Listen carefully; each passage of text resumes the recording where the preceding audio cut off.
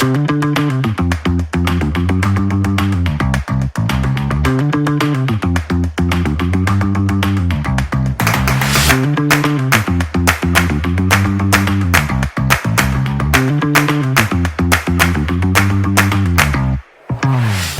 à toutes et à tous. Je suis Aude de Laverne, je suis la documentaliste et webmaster de l'équipe relais Handicap Rare Auvergne-Rhône-Alpes, donc ERHR Aura. Donc ça fait 3 épisodes que nous avons un rendez-vous mensuel en visio, donc on appelle les loges de la rareté. Et suite à la journée partenariale en octobre dernier, il a été décidé de continuer ce format et ce lieu de partage d'informations et d'échanges. Et voilà, donc c'est pour ça qu'on vous propose cette 4e session et qu'à partir de maintenant, on va reprendre le rythme mensuel. Donc n'hésitez pas surtout à prendre la parole, à commenter dans le chat ou en prenant la parole. Voilà, c'est la richesse des échanges qui va faire que ce lieu appartient à tous les acteurs concernés par les handicaps rares. Donc on va rester 1 heure, voilà, pour tenter de décloisonner le système, de s'inspirer les uns les autres, de toujours contextualiser pour ne pas s'enfermer dans nos certitudes et de s'ouvrir sur les actualités du collectif des acteurs de l'ERHR Aura. Donc comme à chaque édition, il y aura 3 temps. Donc un premier sur l'actualité des handicaps rares, un deuxième temps qui est un coup de projecteur, un temps fort sur un thème. Et le 3e, où il y aura une présentation d'une sélection du centre de documentation et l'agenda. Voilà, donc par rapport à ce qu'on avait fait du coup en mai, juin, juillet, là, où on avait appelé ça un peu webinaire, c'est vrai que le webinaire, ça donne un côté un petit peu descendant des échanges. Donc là, l'idée, c'est vraiment d'être plutôt sur un rendez-vous mensuel. Alors en gardant ces 3 temps comme on l'a pensé, mais n'hésitez pas, vous, du coup, à prendre la parole, partager les différentes actualités qu'il peut y avoir sur votre territoire, que ça dépasse finalement les handicaps rares ou quoi, même si c'est lié par rapport à ça. Voilà, donc du coup, on va commencer sur les actualités des handicaps rares pour l'instant, mais après, du coup, on prendra aussi un petit temps où, si vous avez des choses sur vos territoires ou par rapport au sujet qui vous anime, n'hésitez pas à le partager. Une première actualité concerne la réactualisation du projet de l'équipe relais handicap rare. Donc, depuis octobre, suite à cette journée partenariale, a été décidé de venir repenser un petit peu les grands axes du projet de l'équipe relais pour penser le projet équipe relais handicap rare 2030, donc dans, dans quelques années, avec 3 groupes de travail qui vont se dérouler uniquement en visio. Donc on vous met dans le chat le lien vers le site internet pour voilà, les échanges qui auront lieu, en sachant qu'il y a un lien visio sur l'aspect pratico-pratique et un premier groupe de travail qui est sur l'accompagnement des personnes en situation de handicap rare et de leurs aidants sur notre territoire. Donc notre territoire, la région Auvergne-Rhône-Alpes, donc voir comment on peut s'articuler avec les différents niveaux départementaux. On voit voilà, la commune des 360 de l'Ain, la PHR Auvergne, Auvergne-Nord et Auvergne-Sud. Bonjour Sandrine, merci de nous rejoindre de l'association EPI. Voilà, donc il y a un deuxième groupe qui est plutôt sur comment la cartographie des ressources, comment on vient partager les ressources qu'on a pu identifier sur le territoire. Donc là, on verra Benoît Chanal du comité paralympique sportif et français va nous présenter aussi sur un thème précis qui sera le coup de projecteur sur l'activité physique et sportive et l'offre pour les personnes en situation de handicap.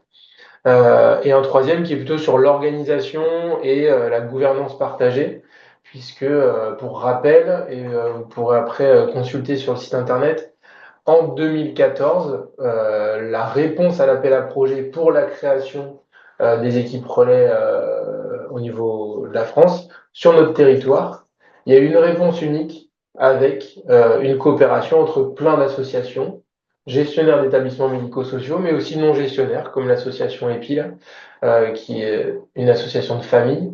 Donc voilà, donc n'hésitez pas à participer, à relayer l'information, et ça, ce processus se clôturera, en tout cas ce cycle-là se clôturera le jeudi 6 février après-midi, en présentiel sur Lyon ou en hybride par visio, pour venir voilà, un petit peu présenter l'ensemble des axes qui ont été pensés collectivement et décider de la suite.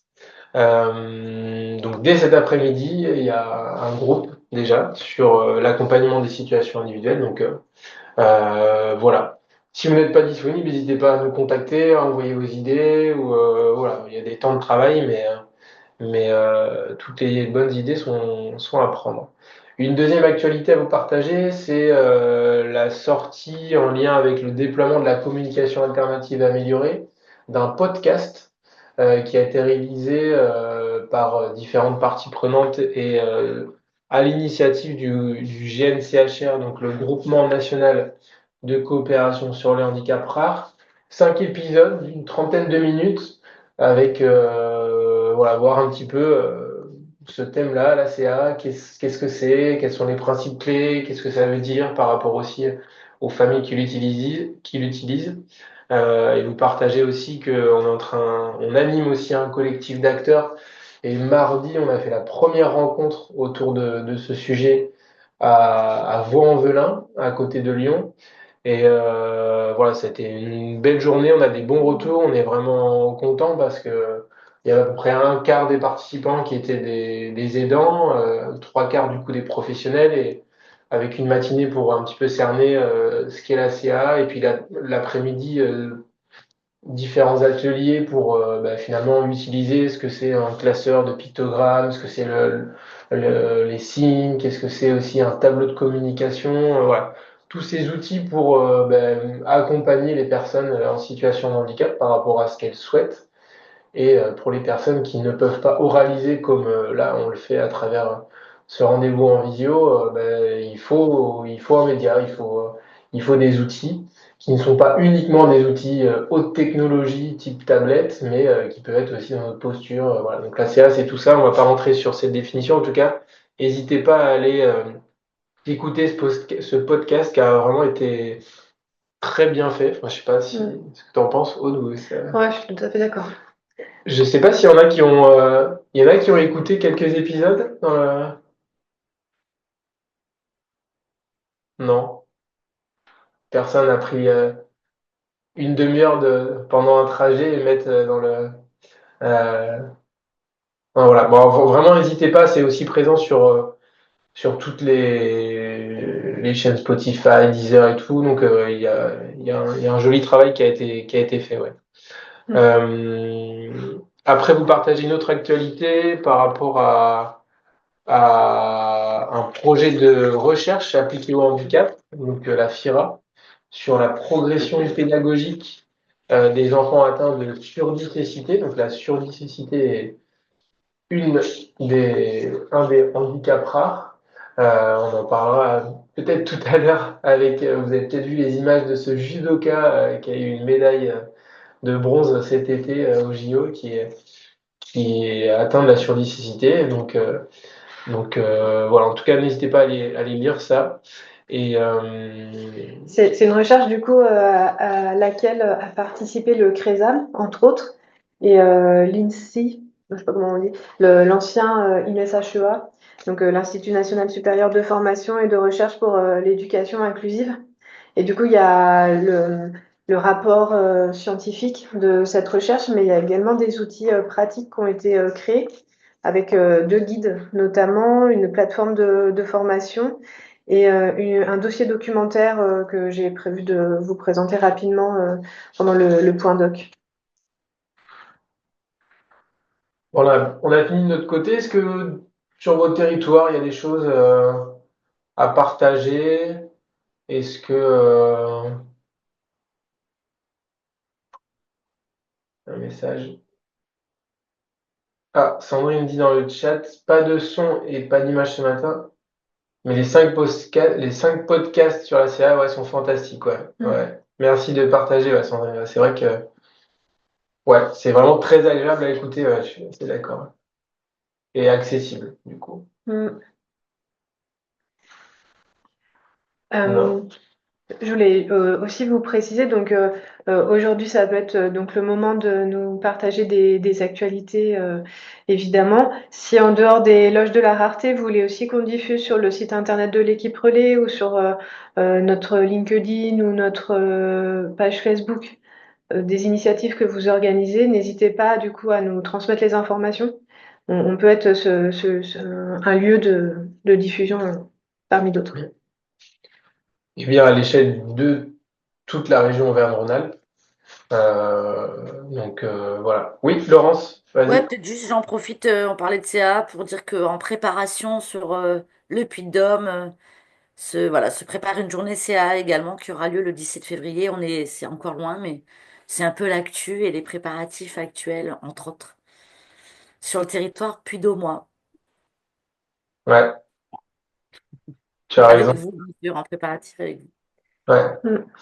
Bonjour Catherine aussi, qui nous rejoint, de la MDA de la Drôme. Pareil, dans la Drôme aussi, l'idée c'est de faire ces rencontres. Je profite de ce que tu viens de préciser, Laurence. L'objectif, c'est vraiment de faire des rencontres qui soient prétexte au partage, à l'échange de pratiques, à venir voilà, mieux se connaître. Et on n'est pas du tout dans un colloque séminaire avec du savoir descendant. Voilà, l'idée, c'est vraiment de le manipuler.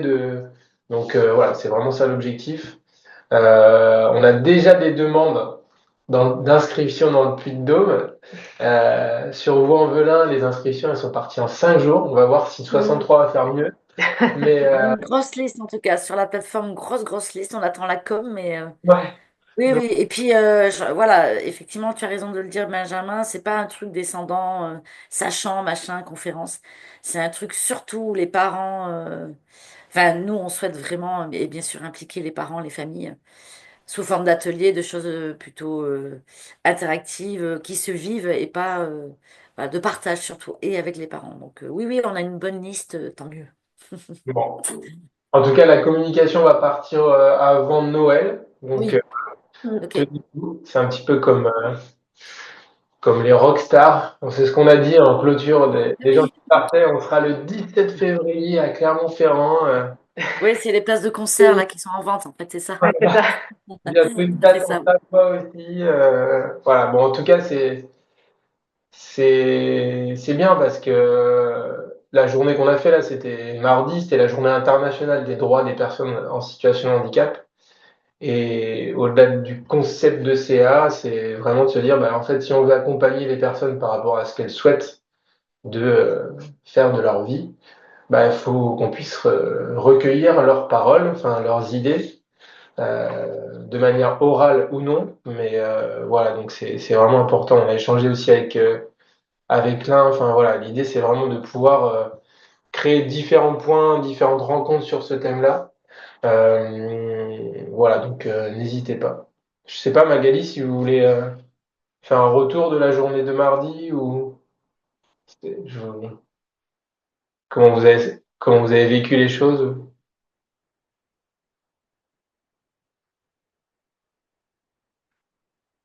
Non. Ils ont réussi à braver les grèves de taxi, donc ils ont réussi à venir, l'équipe de. donc, Ouais, c'était pas la voilà. journée la plus facile pour se déplacer mardi.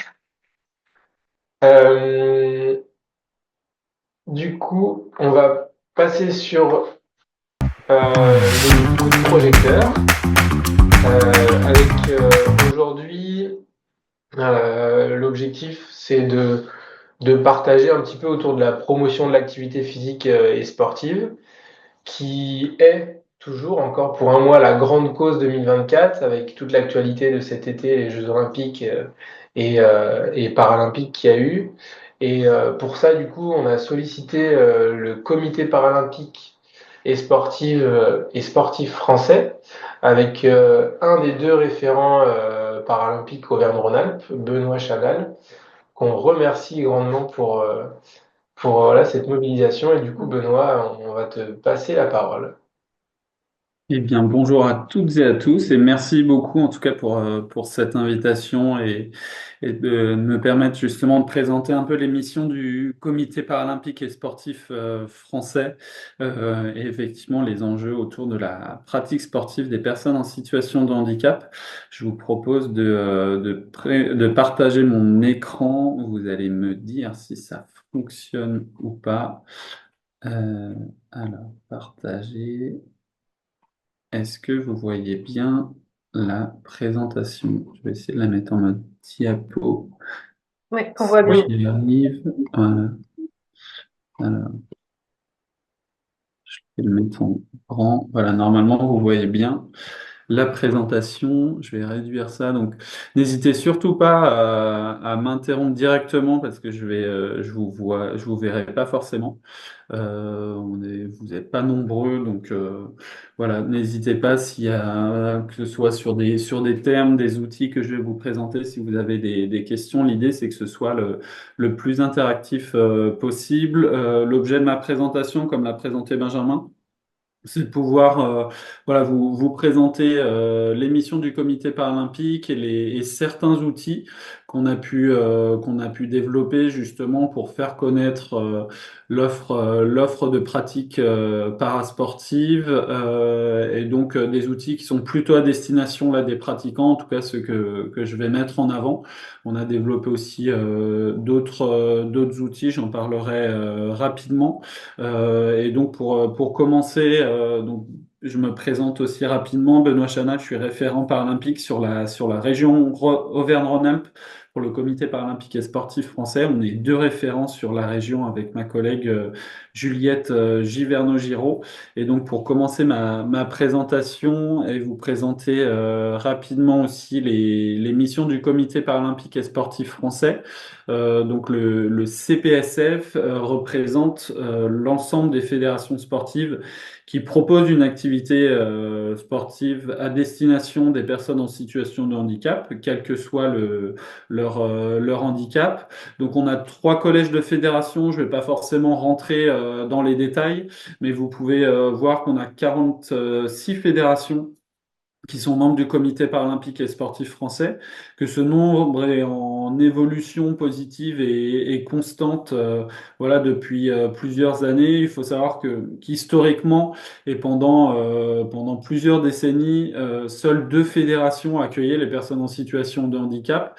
C'était les fédérations françaises handisport et du sport adapté, la Fédération française handisport qui accueille le public en situation de handicap moteur et sensoriel, et la Fédération française du sport adapté pour le handicap mental, psychique et les troubles du spectre autistique. Mais voilà, il faut savoir, et je pense que c'est surtout ça qu'il faut retenir, c'est que n'importe quel club sportif peut accueillir des personnes en situation de handicap. Hein, c'est un principe de non-discrimination qui a un vrai enjeu, par contre, à sensibiliser les éducateurs sportifs, les dirigeants parce que on y reviendra aussi. Il y a encore beaucoup de freins d'accès à la pratique sportive et l'un des premiers, c'est qu'il y a trop peu de clubs qui accueillent parce que bien souvent dans les clubs, on a encore beaucoup de représentations et de préjugés sur l'accueil des personnes en situation de handicap et sur leur encadrement et qu'il y a un gros enjeu justement à former les clubs sportifs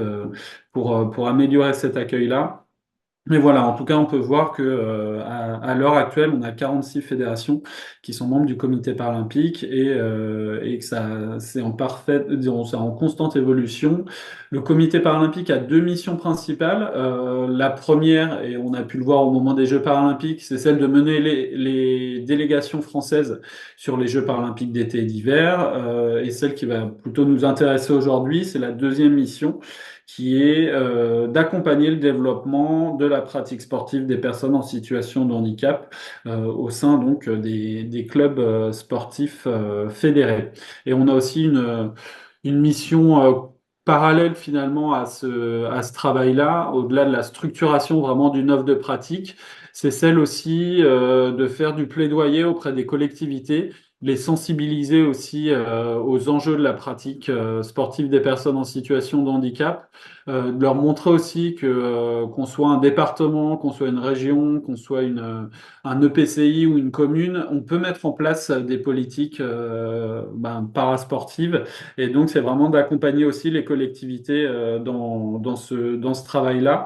Et Benjamin l'a évoqué aussi, et je pense que l'enjeu aussi, c'est qu'on arrête aussi de travailler en silo et que c'est vrai que le mouvement sportif a tendance un peu à fonctionner en silo et c'est aussi de pouvoir voilà, faire de l'interconnaissance entre les acteurs du sport, du handicap, du médico-social, pour vraiment voilà, créer des partenariats entre l'ensemble de ces mondes-là. Donc voilà, c'était aussi pour vous faire un petit retour sur les Jeux paralympiques. C'est vrai que ça a été un très beau coup de projecteur sur effectivement la pratique parasportive, les possibilités aussi de pratique sportive pour les personnes en situation de handicap, avec un vrai succès d'audience, puisqu'on a eu 49 millions de téléspectateurs et 300 heures de direct en comparaison. Lors des Jeux de Tokyo, France Télévisions avait proposé 100 heures de direct. Au moment des Jeux de Londres en 2012, on était à 10 heures de direct. Et là, cette année, on a eu 300 heures de direct. Donc, ça a été voilà, un vrai succès aussi de la part de France Télé voilà, de proposer ça. En termes de billets vendus, là aussi, on a atteint des records avec 2,4 millions de billets vendus.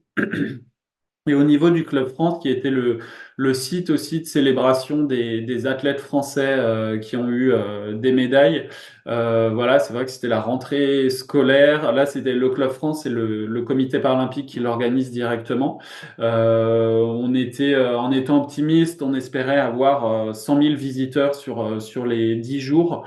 On a eu 235 000 visiteurs, avec énormément de groupes de scolaires aussi qui sont venus. C'était aussi un site où il y avait beaucoup de fédérations qui proposaient des activités parasportives. Et donc voilà, ça a été un vrai succès. On a vu qu'il y avait un véritable engouement de la part du public. Et donc voilà, on était vraiment ravis aussi de ça. Et derrière, on le voit aussi en territoire. On a beaucoup d'appels de personnes individuelles qui ont vu les Jeux paralympiques, qui ont eu envie, à qui ça a donné envie, en tout cas, de trouver un sport à proximité de chez elles. Et donc, on peut le voir aussi à travers voilà, ces demandes individuelles, qu'il y a eu un vrai engouement autour des Jeux et que derrière, ça nous oblige aussi, en tant que mouvement sportif, à pouvoir répondre positivement à ces demandes et de pouvoir voilà, favoriser vraiment l'accueil dans les clubs sportifs. Je continue, hein, mais donc n'hésitez pas, parce que je vous vois pas forcément, mais n'hésitez pas à poser des questions si besoin. Dans le cadre de nos missions, il me semblait important de refaire un point par rapport à ça. On avait réalisé un travail d'état des lieux dans chaque région autour de la pratique sportive des personnes en situation de handicap. Ce travail-là, il visait à identifier voilà, les acteurs clés, identifier les bonnes pratiques, identifier les freins qui sont encore nombreux et pouvoir faire aussi une estimation du taux de pratique sportive des personnes en situation de handicap par rapport aux licenciés, voilà, aux licenciés sportifs dans les clubs. Donc sur la cartographie, on est sur des taux pour 1000 ayant droit à l'AH, l'AEH. On parle bien d'une estimation parce que d'une part, c'est compliqué d'identifier l'ensemble des licenciés en situation de handicap, et d'autre part, il est compliqué, et je pense que vous le savez aussi bien que moi, d'identifier le nombre de personnes en situation de handicap. Donc on s'est appuyé sur le nombre d'ayant droit à l'AEH qui nous semble être le chiffre qui se rapproche le plus de la réalité, mais tout en sachant voilà, que c'est un chiffre qui est sous-estimé. Mais voilà, ça nous permet d'être assez proche de la réalité et on peut se rendre compte qu'on a un taux de pratique sportive des personnes en situation de handicap qui est très faible, qui est de 5,8%. Donc en Auvergne-Rhône-Alpes, et c'est la même moyenne au niveau national, quand il est de plus de 26% dans la population générale. Et ce taux, en tout cas, nous interroge encore plus pour les enfants en situation de handicap, les moins de 20 ans, puisqu'il est similaire à celui des adultes, 5,9, alors que dans la population générale, le taux de licence chez les jeunes est plus important, 37,4%, et même plus de 50% si on prend les licences sportives scolaires. Donc on est quasiment sur un écart de 1 à 10, et ça nous montre voilà, tous les enjeux aussi qu'il y a à pouvoir accompagner les familles et les jeunes pour qu'ils puissent vraiment pratiquer dans un club sportif. Ce taux-là, il s'explique par différents freins. Le principal, je vous le disais, c'est le fait qu'il y a encore trop peu de clubs qui accueillent, et c'est pour ça qu'on a mis notamment un programme en place qui s'appelle Club Inclusif pour former les clubs à l'accueil des personnes en situation de handicap. À l'heure actuelle, on estime à 1,4% en France le taux de clubs sportifs qui se déclarent comme pouvant accueillir des personnes en situation de handicap. Voilà, c'est vraiment très faible et c'est un des principaux freins. L'autre frein, mais qui est lié directement au premier, c'est aussi celui de l'autocensure des personnes en situation de handicap elles-mêmes qui potentiellement se sont vues déjà refuser une fois l'accès à un club sportif et voilà, n'ont pas forcément envie de revivre ça et donc ne font plus la démarche de contacter un club, qui est lié aussi à la méconnaissance potentielle de l'offre de pratique, et c'est pour ça aussi qu'on a développé des outils que je vais vous présenter juste après. Et il me semble aussi important de pouvoir voilà, refaire un point, même si voilà, on en parle beaucoup, des bienfaits de l'activité physique et sportive sur la santé. Voilà, à travers ce schéma que j'ai pu trouver sur le site de l'ONAPS, qui est l'organisme national voilà, de recherche en charge de l'activité physique et sportive, qui est notamment basé à côté de Clermont, pour montrer un peu justement les bienfaits de l'activité physique et sportive sur la santé, voilà, par rapport au risque de cancer notamment. On a vraiment une baisse de risque de cancer en faisant justement de l'activité physique et sportive. On a aussi une forte réduction des risques liés aux maladies cardiovasculaires, au risque de diabète de type 2, bien sûr les bienfaits par rapport au surpoids et à l'obésité, des gros enjeux aussi autour de la santé mentale, puisque ça permet une réduction des troubles anxieux, des risques de dépression, une réduction aussi de 40% à peu près sur les risques de maladie d'Alzheimer, une augmentation des capacités cognitives. Et bien sûr, et c'est aussi important de le rappeler, les enjeux autour de l'intégration sociale aussi à travers l'activité physique et sportive qu'on peut faire en club au sein d'un groupe, les bénéfices en termes de qualité du sommeil qu'on peut retrouver. Bref, voilà, de toute façon, je partagerai ce diapo pour que vous puissiez avoir accès à ce schéma-là notamment. Mais voilà, il me semblait aussi important voilà, de rappeler aussi les enjeux et les bienfaits de l'activité physique et sportive sur la santé, et notamment pour les personnes en situation de handicap. Peut-être avant de passer aux outils, est-ce qu'il y a des premières questions? Ouais, Laurence, allez-y. Du coup, peut-être Benoît, si ça Oui, te va, Je veux bien. Laurence, du coup, de la plateforme Handicap Rare Auvergne Sud, vas-y. ouais, ça, c'est fort intéressant et cette photographie, elle est assez surprenante. Moi, j'ai une question. Oui. Euh, Quant à l'inclusion des personnes en situation de handicap, enfin, vous parlez de clubs sportifs et Oui. effectivement, aider ces clubs. Vous avez pas parlé du tout du DALIR. Oui, eh ben, Bon, voilà, parce que ça je vais m'étonnait. en Alors, parler je à la vois fin, justement effectivement. Oui. voilà, j'ai vu sur la carte le chiffre le plus gros et sur la Haute-Loire, justement, alors je fais mon analyse, voilà, 110. Oui. Et le délire est Alors, né en 110, bas. c'est le Alors, je sais pas comptable, s'il effectivement. arrive vers chez vous, là, mais en tout cas, il est en train de faire plein de bébés Ouais. dans toute la France. Alors, je voulais l'évoquer parce que c'est une super asso, justement, Enfin, allez-y. Exactement. Bon, merci. J'allais l'évoquer à la fin, mais on peut tout à fait l'évoquer maintenant. Effectivement, on travaille beaucoup avec cette association DALIR, qui est une association. Donc l'acronyme, c'est Dispositif d'accompagnement humain au loisir. J'ai plus le I, mais le R, c'est régulier. Donc effectivement, c'est une association qui est principalement basée sur les 4 départements auvergnats mais qui commence à être présente sur d'autres départements avec 3 dispositifs. Le DALIR qu'on appelle le dispositif handicap, DALIR insertion et DALIR santé. Et effectivement, sur le DALIR handicap, leur mission, c'est vraiment de faire de l'accompagnement individuel de personnes vers des clubs sportifs ordinaires, donc plutôt effectivement sur des créneaux ordinaires.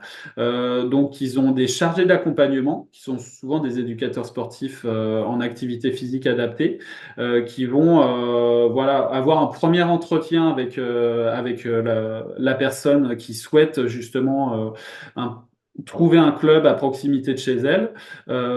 Et cet accompagnement-là va jusqu'au fait d'orienter vers un club sportif, de prendre contact avec le club.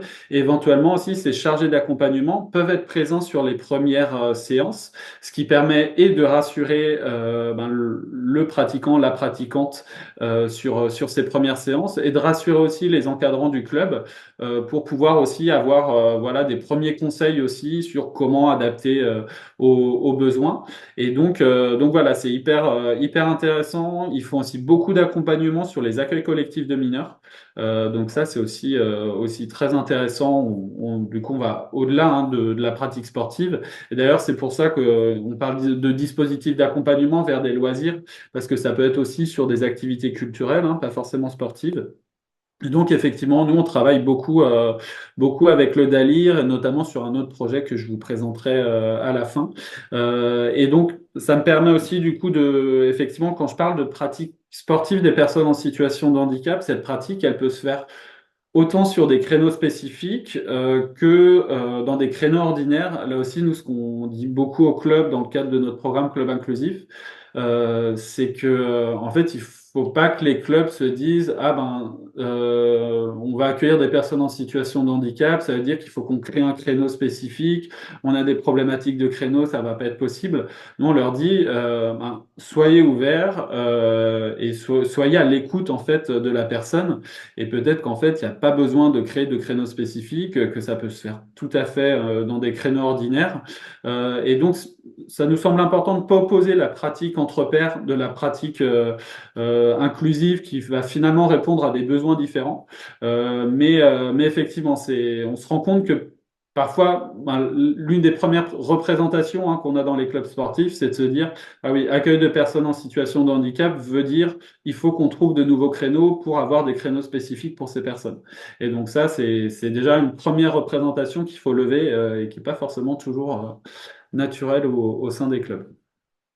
Mais voilà, en tout cas, on n'oppose pas les deux pratiques qui sont finalement complémentaires et répondent à des besoins différents.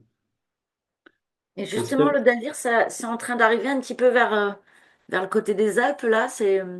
Alors, ils sont plutôt sur leur dispositif insertion. Du Hmm. coup, pas forcément sur la partie handicap, même Ah, si il me semble que sur la métropole de Lyon, donc sur le Rhône, du coup, parce qu'ils sont aussi sur le Nouveau-Rhône, ils ont leur dispositif d'allier handicap. Et sinon, sur les autres départements, ils sont présents, notamment la Drôme, l'Ain et bientôt la Haute-Savoie. C'est soit sur leur dispositif santé ou insertion, mais pas handicap, pour le moment en tout cas. Et c'est dans les Hautes-Alpes où ils sont aussi présents sur leur dispositif handicap. ah ouais, donc ça arrive quand même. Voilà, ouais, ouais, ça Bah, arrive. c'est bien, parce que c'est vraiment une asso vraiment top, quoi. Ouais, ouais, c'est Hmm. c'est une très chouette assaut, ouais, complètement. Est-ce qu'il y avait éventuellement d'autres questions? Alors effectivement, pour revenir sur la cartographie, c'est vrai qu'on peut observer des disparités territoriales, mais il faut savoir qu'effectivement, quand on se base sur le nombre de licenciés, on se base sur les licenciés des fédérations françaises sport adapté en e-sport, parce que dans les autres fédérations, effectivement, quand on prend une licence, on dit pas, ben, je suis en situation de handicap. Donc c'est compliqué d'identifier les pratiquants licenciés en situation de handicap dans des fédérations ordinaires. Mais donc, ça dépend aussi un peu du niveau de structuration de ces deux fédérations dans certains départements. Ce qui fait que, voilà, effectivement, on a un taux qui est assez important dans le Cantal avec 110 pour 1000, donc 11% de taux de pratique, qui reste malgré tout faible hein, par rapport à la population générale, où on a effectivement 9,9% en Savoie. Mais on n'observe pas forcément le fait qu'il y ait une plus grosse structuration du mouvement sportif dans ces départements-là. Parfois, c'est aussi lié à des données statistiques qui fait que, par exemple, en Savoie, on a un nombre d'ayants droit à l'AEH qui est très faible, et ce qui fait que du coup, le ratio a tout de suite augmenté sur le taux de pratique sportive, sans forcément qu'on l'explique, mais voilà, c'est des chiffres quand même à prendre avec des pincettes. Je pense qu'effectivement, se dire que la moyenne régionale est de 5,8% et qu'elle est la même au niveau national, voilà, c'est peut-être le chiffre à retenir et que ces disparités territoriales, parfois, elles s'expliquent pas forcément par voilà, une structuration du mouvement sportif qui est plus importante. Ok, merci. Du coup, on a mis juste dans le lien, dans la conversation, par contre, le lien vers le site du Dalir. Ouais, effectivement, nous, sur l'équipe relais, on a beaucoup sollicité le dispositif, donc ouais, c'est une belle ressource, ouais. Ouais, complètement. Complètement. Eh bien, s'il n'y a pas Ouais, tu peux enchaîner. forcément Du coup, d'autres. juste il te reste à peu près 10 minutes, juste pour savoir. Ah oui, il reste 10 minutes. Ok, très bien. Eh ben, je vais passer assez vite. Sur les outils, il y en avait trois. Le premier, c'est Trouve ton parasport. Là aussi, on est parti du constat que certaines personnes, en fait, ne savaient même pas vers quel sport aller. Et donc, c'est une plateforme, c'est un dispositif numérique qui permet, à travers quelques questions assez rapides, ce que je vous propose, c'est de vous faire la démonstration en direct de ce lien. Alors, je vais juste baisser ça. Voilà, donc je vais dire que je m'appelle Benoît, que j'ai 18 ans, c'est bien, que je me déplace. Donc voilà, là, c'est savoir si on se déplace en fauteuil ou debout. Donc je me déplace debout. Donc une question, donc c'est anonyme, hein. Une question, on n'est pas obligé d'ailleurs de mettre son nom, prénom. Une question sur le handicap, eh ben, on va dire que j'ai une déficience intellectuelle. Est-ce que je souhaite pratiquer, voilà, en loisir, compétition ou peu importe? Est-ce que je souhaite faire un sport collectif individuel ou peu importe? Eh ben, on va dire individuel. Est-ce que je souhaite éviter voilà, des sports avec des risques de choc, chute, plongeon, effort violent, travail de musculation ou aquatique? Eh ben, on va dire cela. Les trois grandes qualités qu'on recherche ou qu'on possède, eh ben, on va dire l'endurance, l'équilibre et non, la souplesse, ce sera vraiment mentir. Mes trois grandes motivations pour pratiquer, voilà, est-ce que c'est plutôt pour se sentir bien, se remettre au sport, se dépasser, se déstresser, gagner en autonomie, rencontrer des gens, perdre du poids, être en contact avec la nature. Et derrière, on a en fait une liste des activités qui sont proposées. Voilà. Et si je clique sur le sport en question, vous allez avoir une présentation de la discipline, mais ce qui est surtout intéressant, c'est de voir les fédérations qui proposent cette discipline-là. Et derrière, vous avez un lien vers un autre outil qui s'appelle le HandiGuide des sports.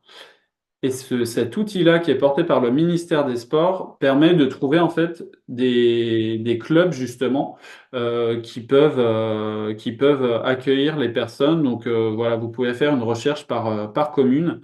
Et derrière, en fait, vous avez une liste voilà, de sports. Vous pouvez faire aussi une recherche par sport en même temps. Donc, soit une liste voilà, par club, ou alors, ce qui peut être aussi pratique, c'est avec une cartographie. Voilà un peu les deux outils que je vous présente très rapidement, mais qui peuvent vraiment voilà, aider en tout cas à avoir des informations sur les sports qui peuvent être proposés et sur les clubs voilà, qui sont en capacité d'accueillir. Je reviens donc sur ma diapo. Donc, vous avez les liens aussi là directement. Je pense que Benjamin et Aude vont peut-être le mettre aussi dans le chat, mais Ouais, vous on l'a l'avez mis dans le aussi chat en même temps, ouais. Ouais, ouais. dans le diapo. Voilà un peu là-dessus. Un autre outil aussi, alors qui concerne pas la pratique en tant que telle, mais voilà, je pense que vous avez entendu parler du fait que voilà, il y avait eu un vrai sujet sur les violences dans le sport il y a quelques années maintenant, c'était sorti en 2021, qu'on a très peu de données sur la question des violences dans le parasport, alors qu'on sait que bah voilà, ça peut être potentiellement des publics qui sont plus à risque aussi. Et donc, avec le ministère des Sports, le Comité paralympique a développé un outil qui s'appelle le Réglosport, qui est une réglette en fait qui se base sur le violentomètre et qui voilà était assez intéressant à travers ce code couleur en termes d'accessibilité aussi et voilà de facilité en tout cas de l'information de pouvoir avoir des descriptions. Alors, vous le verrez aussi hein, sur cet outil, mais des situations en vert où voilà, on est dans des situations de confiance où tout va bien. Et plus on avance vers le rouge, plus on peut se retrouver vers des situations vraiment de danger où il est voilà, important d'être accompagné, d'être aidé. Et donc, sur l'outil, je vais peut-être le mettre là. On a aussi, si voilà, je télécharge la fiche, euh, si ça veut bien s'ouvrir, à la fin, on a vraiment voilà, différentes associations ou numéros vers lesquels voilà, les personnes, en tout cas, peuvent directement prendre contact. Il y a aussi voilà, une cellule qui a été mise en place par le ministère des Sports qui s'appelle signal-sport@sport.gouv.fr. Et voilà, ça me semblait en tout cas important de pouvoir vous présenter cet outil également. Voilà par rapport aux trois outils que je voulais évoquer qui s'adressent directement aux pratiquants. Et pour terminer aussi, alors là, et c'est pour ça qu'on retrouve le Dalir. Donc, vous avez peut-être entendu parler du fait que depuis la loi de mars 2022 sur la modernisation du sport, les établissements et services médico-sociaux doivent désigner en leur sein un ou une référente activité physique et sportive, justement pour développer la pratique sportive au sein de leur établissement. Et l'Agence régionale de santé, en septembre, a lancé un appel à manifestation d'intérêt pour identifier des opérateurs qui vont animer au niveau régional ce réseau des référents sport en ESMS. Et donc, on a reçu la réponse il y a 2 semaines maintenant, puisque le comité paralympique s'était positionné en lien avec le DALIR, justement, pour être opérateur de cette animation de réseau. Et donc, on a obtenu une réponse positive de l'Agence régionale de santé. Donc, c'est un appel à manifestation d'intérêt qui court sur 2 ans. Et donc l'idée, voilà, c'est vraiment de référencer ces référents dans l'ensemble des établissements et services médico-sociaux. Il faut savoir que c'est pas uniquement les ESMS qui sont gérés par les ARS, les ESMS qui sont gérés par les départements, parce qu'il me semble qu'il y a une MDA qui est là, sont aussi concernés par ces référents sport. Et donc il y aura aussi un enjeu à pouvoir voilà, travailler sur des temps de travail à l'échelon départemental pour créer aussi des réseaux départementaux de ces référents APS et donc de pouvoir associer les départements, les MDPH à cette animation de réseau. Donc là, on est vraiment voilà, en démarrage et on a une réunion justement demain avec l'Agence régionale de santé pour lancer ce projet-là. Mais c'est un beau projet en tout cas qui devrait vraiment structurer la dynamique autour de la pratique sportive. Il y a un vrai enjeu justement à rapprocher le milieu médico-social des clubs sportifs de proximité et c'est aussi tout l'enjeu de cette animation de réseau et de ce qu'on souhaite développer d'ici, disons, pendant au moins 2 ans et on l'espère plus longtemps pour vraiment que ce soit quelque chose qui soit pérenne, quoi. Voilà pour ma présentation. Du coup, j'espère que j'ai respecté le timing et que vous avez. Ouais, nickel, 48, il y a le temps. En tout cas, bah, bravo, du coup, c'est bien, hein. Ça veut dire que vous allez avoir quelqu'un en plus, ça veut dire que vous allez avoir sur cette Oui, animation. alors effectivement, l'AMI demandait à ce qu'il y ait 3 chargés de mission territoriaux, un par zone académique, et c'est pour ça effectivement qu'on s'est associé au DALIR qui est lui qui est très présent sur l'Auvergne.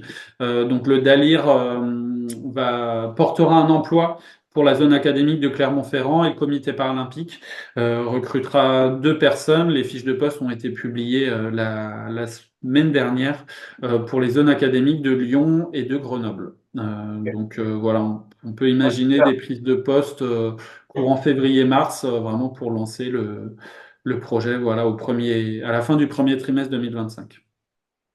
Ah bah, super. Ouais. Puis ce qui est intéressant dans ce que tu dis, c'est que finalement, vous recréez pas une couche, parce que c'est un peu, voilà, Hmm. millefeuille qu'on connaît bien sur tous les sujets là durant le sport. Donc c'est vraiment bien quoi, que vous soyez tête de réseau. Et puis, donc bon bah super. On peut prendre une ou deux questions s'il y en a.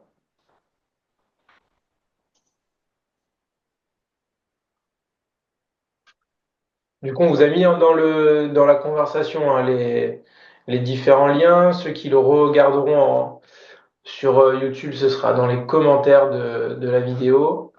Benoît, si tu peux juste enlever le partage de l'écran, s'il te plaît. Hop, tac, Voilà. ouais. Nickel. S'il n'y a pas de questions, on va enchaîner, du coup. Bon, ben, on va continuer. Merci beaucoup, Benoît. En tout cas, Merci à vous. présentation. Et du coup, on va enchaîner sur la table de documentation avec Aude, documentaliste à l'équipe Relais Handicap Rare. Alors aujourd'hui, du coup, je vous ai préparé une sélection en lien avec le sport. Et la deuxième partie, ça sera voilà, plus des choses que j'avais envie de vous présenter. Le premier livre s'intitule Épilepsie et activité physique. Donc en fait, c'est un livre c'est un livre collaboratif. Donc il y a une trentaine d'acteurs, chercheurs et professionnels de différents horizons qui se sont penchés donc sur cette question de l'épilepsie et du sport. C'est à l'initiative de l'Institut LATEP.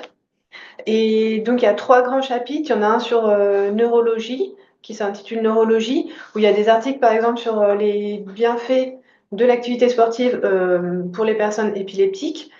Un autre article va aborder la question des précautions, des contre-indications. Le deuxième chapitre est sur l'activité physique adaptée, où voilà, là va être présentée l'organisation, les adaptations à mettre en place, la pédagogie, la sécurisation, les barrières et facilitateurs et l'évaluation.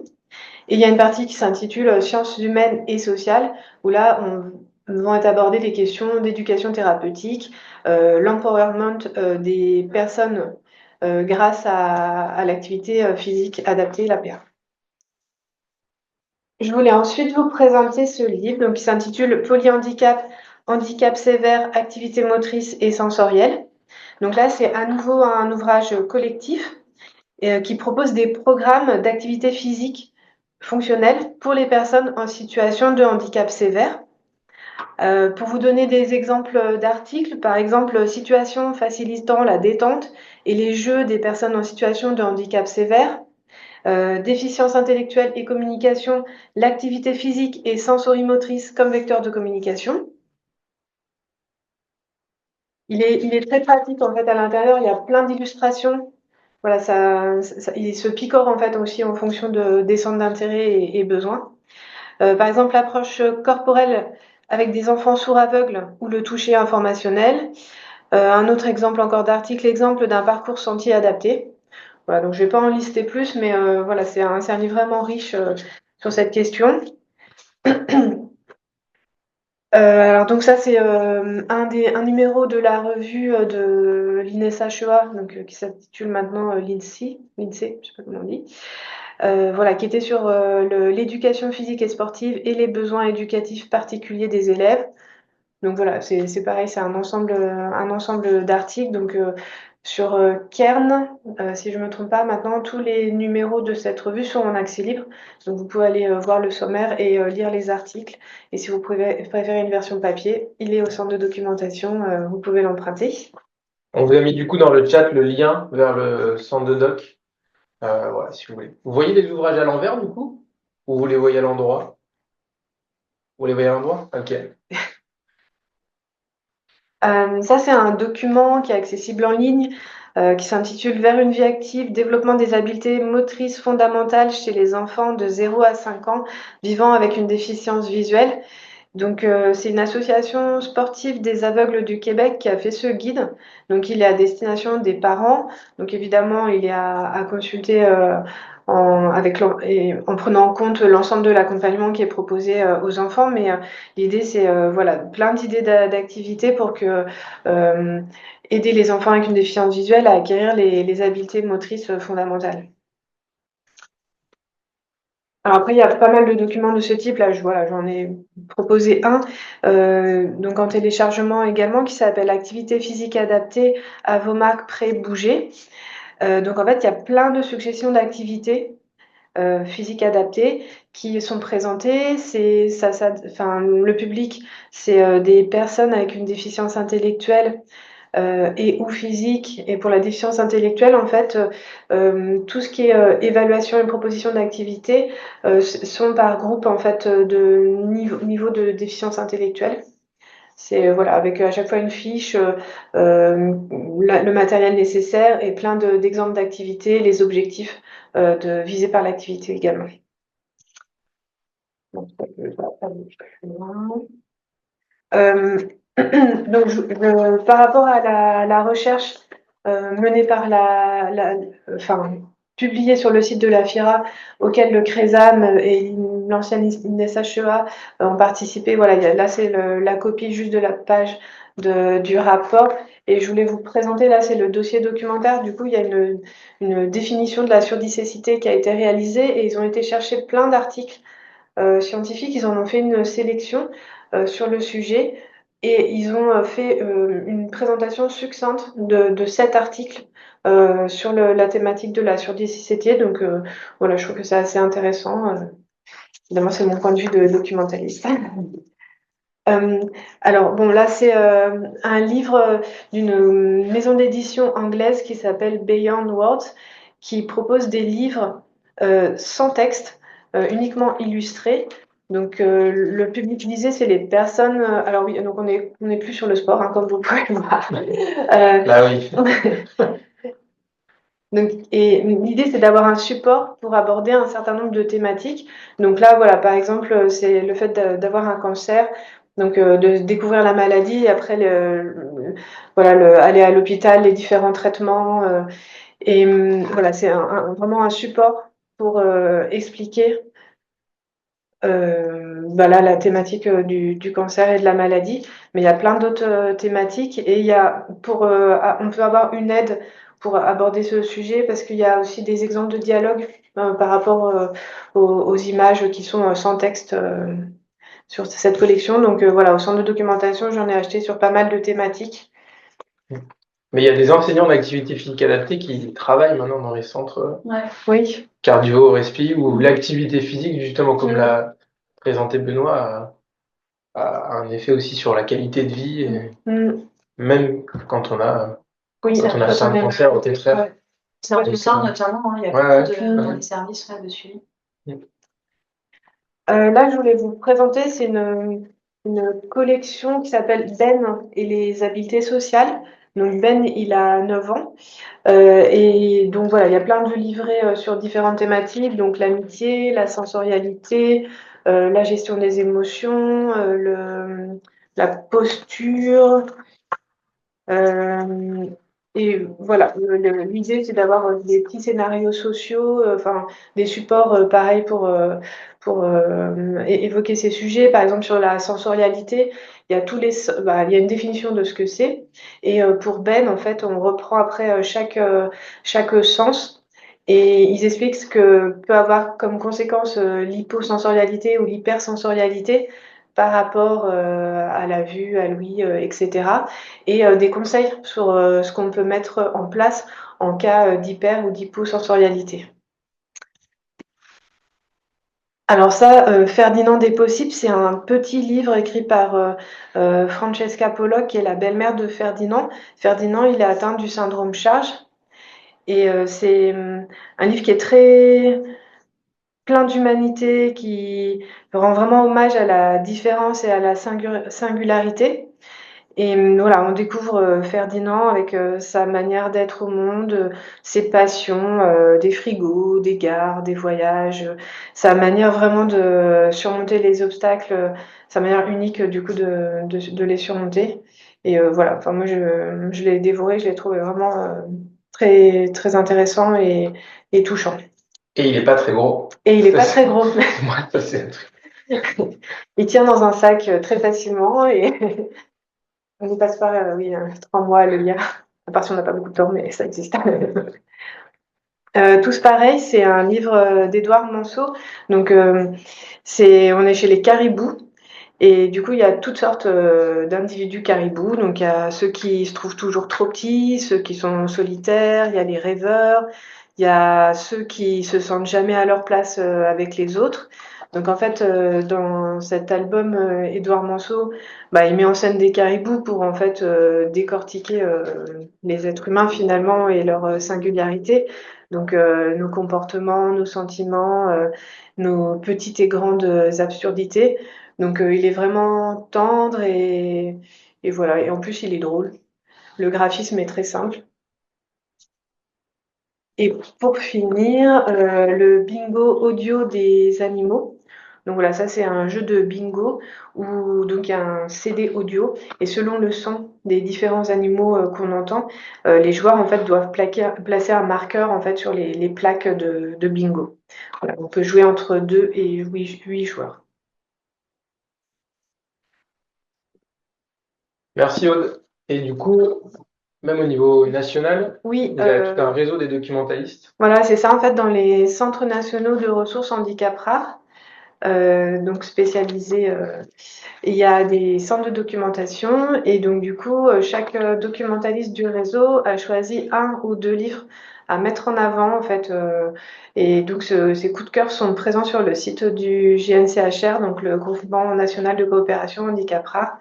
Donc on va vous mettre le lien il est déjà dans le chat. Comme ça, vous allez retrouver Ferdinand, Ferdinand des possibles. Ok, merci. Et du coup, pour finir, on va passer avec quelques dates avec Aurélie Saland, qui est coordinatrice de parcours à l'équipe Relais. Donc pour terminer là sur l'agenda, du 23 novembre au 8 décembre, donc on est en ce moment, ça termine à la fin du week-end prochain, est organisé un événement par l'association Prader-Willi France qui s'appelle Courir pour Prader-Willi. Voilà, c'est un défi sportif, évidemment. On vous met le lien dans le chat pour que vous puissiez aller consulter. L'idée étant de faire un parcours en courant ou à pied. Enfin, voilà, les modalités peuvent être définies. Et ensuite de s'enregistrer. Et voilà, tout le process va permettre de recueillir aussi de l'argent pour l'association Prader-Willi France. Le 15 décembre prochain aura lieu à Claveyson la marche Huntington pour l'association Huntington France. Voilà, sur le site, quand vous mettez dans le chat, vous aurez toutes les informations. Si vous connaissez des personnes qui peuvent être intéressées pour y participer. Le but étant aussi de faire connaître l'association, évidemment la maladie, de partager un moment avec les personnes et leurs familles, et puis de recueillir aussi un peu d'argent pour l'association. Pour rappel, on avait déjà évoqué les dates, mais voilà, on vous le redit. Aura lieu les Journées nationales handicap rare en 2025, les 5 et 6 novembre 2025, à Strasbourg.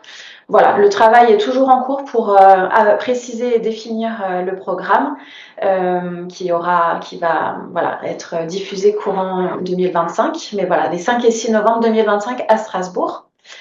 Et puis, pour rappel, on l'a déjà évoqué tout à l'heure, mais on est en cours de réactualisation de la gouvernance partagée de l'équipe relais handicap rare Aura. Voilà, toute personne se sentant motivée et concernée pour avancer sur ce projet qui est collectif est la bienvenue dans les groupes de travail.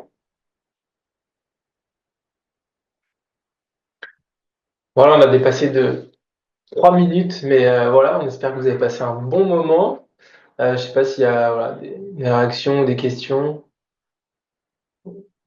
Non. En tout cas, merci encore Benoît pour cette présentation qui était vraiment riche puis qui donne vraiment des perspectives concrètes aussi pour développer l'activité physique. Il y a souvent des familles, on travaille sur un week-end répit là, notamment avec Sandrine, où je trouve que c'est intéressant ce qu'ils disent aussi, en fait oui, c'est pas que le handicap, il y a l'activité physique, c'est aussi des moments partagés de plaisir, de lien social et voilà, c'est des choses qui font du bien et donc on en a bien besoin. Donc voilà, merci à toi Benoît. Merci à vous et encore une fois, je suis à disposition de toutes et tous de manière individuelle. Si vous avez des questions, vous avez mes coordonnées, donc n'hésitez surtout pas. Super, merci beaucoup d'avoir participé à ça. On se retrouve du coup le 9 janvier, c'est ça, ouais, Oui, 9 janvier, autour de l'annuaire des ressources, un annuaire qu'on est en train de développer, notamment avec Aude en tant que chef de projet, pour voilà, venir partager un petit peu les ressources qu'on identifie. Le 6 février, on sera sur le sujet de l'épilepsie sévère, avec l'association EPI notamment. Et voilà, n'hésitez pas du coup sur les prochains mars, avril, mai, juin, juillet, si vous avez des sujets que vous voulez proposer, animer ou si vous voulez creuser des choses, n'hésitez pas à nous faire des propositions. Voilà. Et puis on va vous souhaiter une bonne journée et une bonne fin d'année, des bonnes fêtes de fin d'année à vous et à vos proches. Et à bientôt. À bientôt. Au revoir. Au revoir beaucoup, au revoir. Au revoir. Au revoir. Merci.